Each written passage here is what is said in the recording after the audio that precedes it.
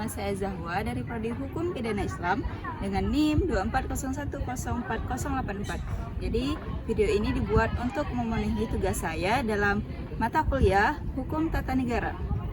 Dosen pengampu Tes Surya Reza, SHMH.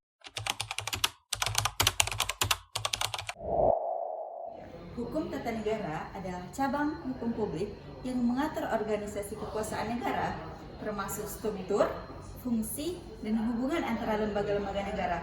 Hukum ini juga mengatur hubungan antara negara dengan warga negara, serta hak dan kewajiban warga negara. Nah, menurut para ahli, menurut Christian van Vollenhoven, hukum tata negara adalah hukum yang mengatur hubungan masyarakat, hukum atasan, dan hukum bawahan.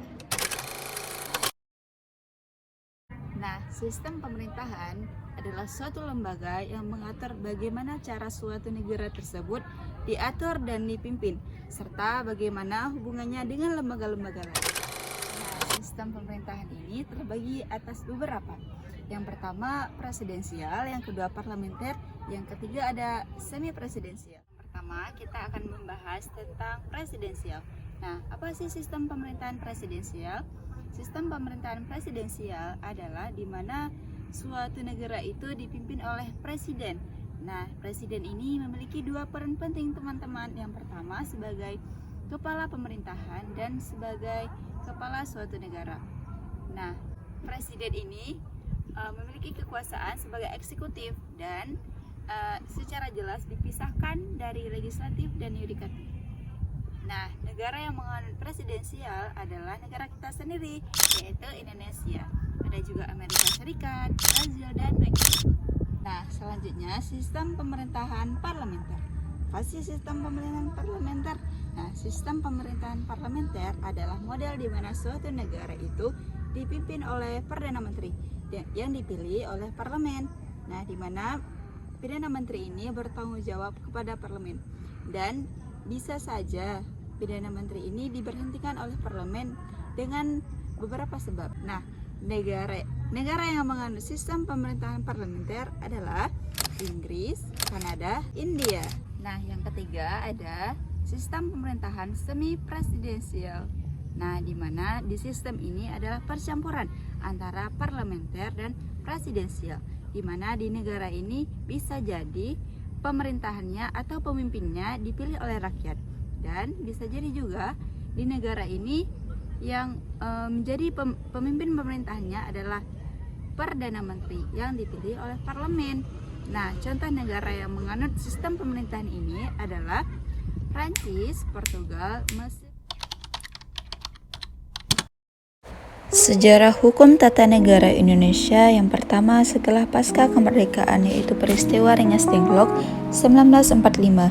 Setelah proklamasi kemerdekaan Indonesia pada tahun 1945, pada tanggal 17 Agustus terjadi peristiwa Rengas Dengklok yang menandai upaya percepatan kemerdekaan. Piagam Jakarta disusun sebagai konstitusi sementara yang kemudian menjadi dasar Undang-Undang Dasar 1945. Undang-Undang 1945 disahkan sebagai konstitusi pertama Indonesia, menganut sistem presidensial. Republik Indonesia Serikat atau RIS terjadi pada 1949 sampai dengan 1950. Setelah pengakuan kedaulatan Indonesia oleh Belanda pada tahun 1949, pada tanggal 27 Desember, Indonesia menjadi Republik Indonesia Serikat atau disingkat dengan RIS. RIS memiliki konstitusi sendiri, yaitu Konstitusi RIS yang mengatur struktur negara federal. Periode RIS berlangsung singkat karena Indonesia kembali menjadi negara kesatuan pada tanggal 17 Agustus 1950. Pasca Republik Indonesia Serikat 1950 sampai dengan 1959. Setelah pembubaran RIS, Indonesia kembali menjadi negara kesatuan dengan Undang-Undang Sementara 1950. Periode ini ditandai dengan upaya membangun sistem demokrasi parlementer. Namun, sistem parlementer di Indonesia mengalami banyak kelemahan, sehingga terjadi ketidakstabilan politik.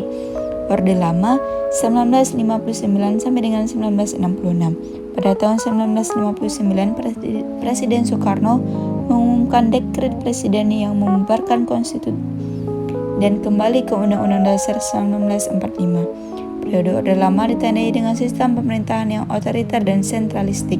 Soekarno menjalankan pemerintahan dengan menggunakan sistem demokrasi terpimpin. Orde Baru 1656-1998. Pada tahun 1966, Jenderal Soeharto mengambil alih kekuasaan dan memulai era Orde Baru. Orde Baru ditandai dengan sistem pemerintahan yang sentralistik dan otoriter. Periode ini juga ditandai dengan pembangunan ekonomi yang pesat, namun juga diikuti dengan pengengkangan hak asasi manusia. Di era reformasi terjadi pada 1998 sampai dengan sekarang. Pada tahun 1998, rezim Orde Baru runtuh dan Indonesia memasuki era reformasi.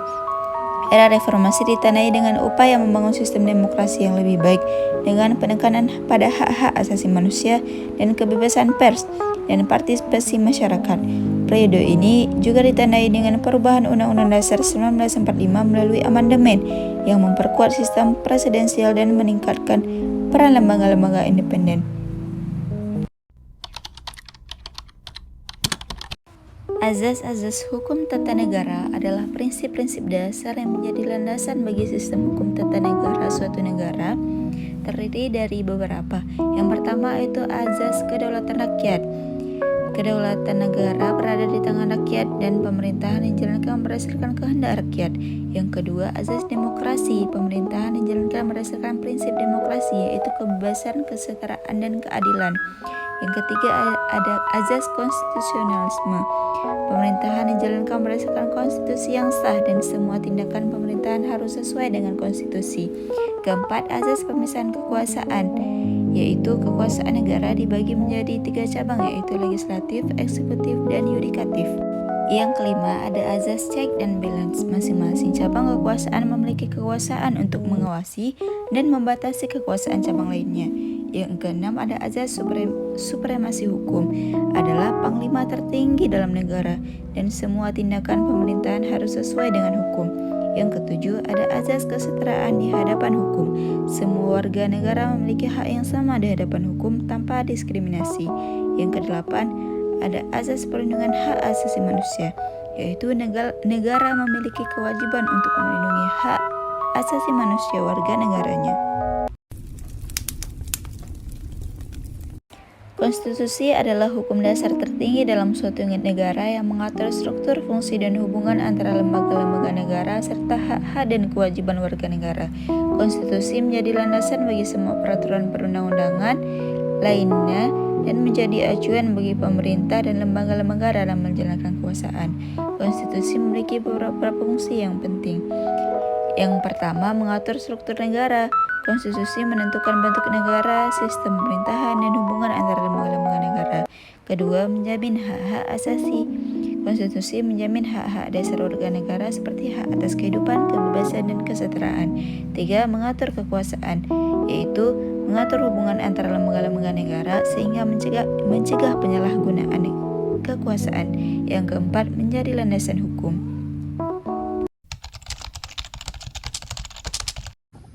Nah, pembahasan selanjutnya adalah konsep negara hukum. Konsep negara hukum, istilah negara hukum yang dikenal dengan Rechtsstaat. Istilah negara hukum lain yaitu adalah law, the rule of law.